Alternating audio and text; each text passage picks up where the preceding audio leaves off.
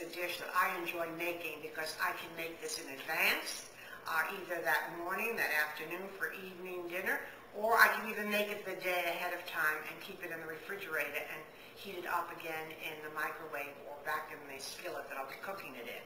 And this is chicken cacciatore. My ingredients are button mushrooms, that's 8 ounces of button mushrooms, a red pepper, green pepper, about medium size, 1 whole onion, 2 cloves of garlic, fresh parsley, plum tomatoes, a can of crushed tomatoes, and this particular can is organic tomatoes with beans. And I'm using 2 boned in, not boneless, boned in chicken breast. I bought my chicken breast already cut in half. It's a whole chicken breast split in half. But I left the skin on. I didn't buy skinless because you pay more per pound to buy skinless. Very simple to skin it ourselves. However, I want to show you what I'm doing. I have a silicone cutting pad on top of my chopping block. Because when you work with chicken, you always need to have your cutting block clean, ready for working with any of your other vegetables. So I use a silicone pad to cut my chicken because this pad can go right into my dishwasher and I'm ready to have a clean cutting board. First we're going to skin. 2 tools that I'm using are my trusty kitchen shears and good sharp chef's knife. All we do is cut the chicken breast in half, snap through the bone,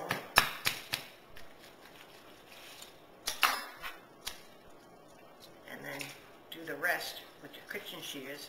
I have my vegetables cut. 2 optional ingredients, that whole jalapeno pepper that I cut up in small pieces. That's if you like hot spicy, and then red wine. Some extra virgin olive oil in a, not a shallow frying pan, a deep frying pan, Dutch oven type frying pan. And I'm going to start to brown my chicken. Place your chicken breast down, bone up. In browning my chicken breast, I like using a scatter on the chicken breast so that when we just turn it over, we just want it to get lightly brown. Okay, my chicken has browned. Now, this is not fully cooked. It's going to cook in the sauce. So we just got it brown, and we're going to go on to step number 2. So just remove your chicken and set it aside. Step 2, we're going to brown our peppers. Peppers take longer than onions to brown, so we're going to let those brown a while. Peppers have softened up. And now I'm going to add the onions.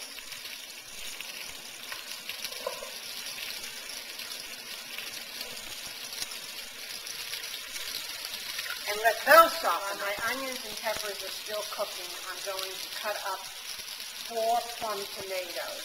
I'm cutting them in half and then in half again. I'm ready now to add the mushrooms. And this is the time that I'm also going to add the chopped garlic. Blend it well, stir it through well. This won't take as long as the onions and peppers. Mushrooms don't take that long to brown. Going to add my favorite, and that's just finely chopped jalapeno pepper. But again, remember, that's optional. Pepper. And coarse salt. My mushrooms have browned nicely, and now we're going to add all of the final ingredients. Put the chicken back in the frying pan. Add the canned tomatoes, crushed tomatoes. Add my chopped tomatoes. The reason for the chopped tomatoes gives a little bit more bulk to the dish. Makes it really have a very fresh taste. Mix that through.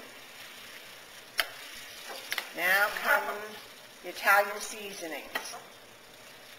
To this I'm going to add 1 teaspoon of dry basil,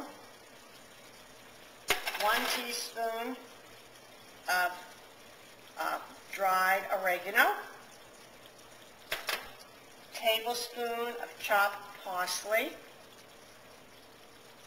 Mix that through and add again some more salt and black pepper, since the tomatoes need to be seasoned, since you seasoned the vegetables and the chicken. So each one of those steps, you did salt and pepper. So add some more pepper, some salt,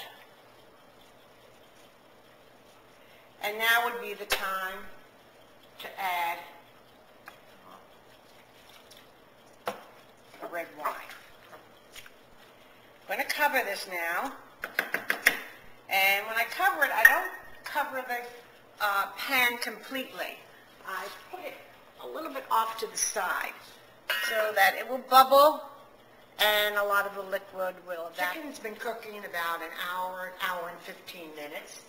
I was stirring it occasionally, and it is ready. It looks great. Now, I'm going to check the seasonings.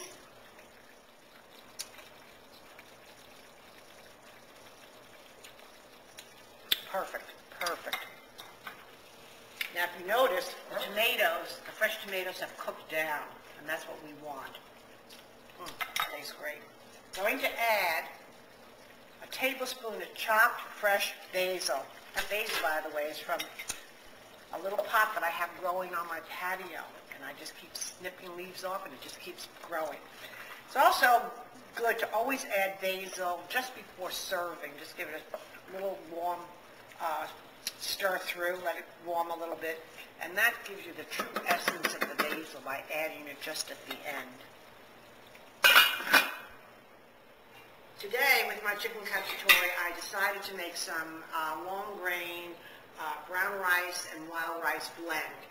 But you can also serve this with spaghetti, thin spaghetti, angel hair spaghetti, linguine, any type of rice, white rice, brown rice. Mine is a blend today. This recipe also serves 4. Those were large chicken breasts and cut in half. You can see that one piece is enough to feed one. So let's put that in our dish. Some sauce. Extra sauce on our rice. And some grated Parmesan cheese. This is great also served with some nice warm Italian bread. Enjoy.